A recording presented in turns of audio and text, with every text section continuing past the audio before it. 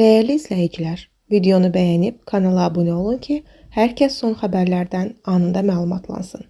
Məşhur iş adamı Şərurlu İsfəndiyarla bağlı qalmaqallı iddia ortaya atılıb.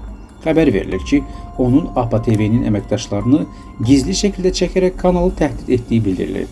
İddiaya əsasən İsfəndiyar Axundov çəkiliş zamanı razılıq almadan otağında quraşdırılmış kamera ilə video qeydləri aparıb. Daha sonra bu materiallardan istifadə edərək media qurumuna təzyiq göstərməyə cəhd edib.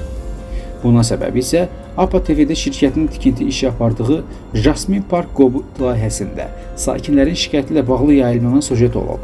İş adamının özü və şirkət nümayəndələri zəng edərək media qurumunun əməkdaşına hədə-qorxu gəliblər. Qeyd edək ki, Şərurlu İsfəndiyar son illərdə tez-tez qalmaqallı açıqlamaları ilə gündəmə gəlir.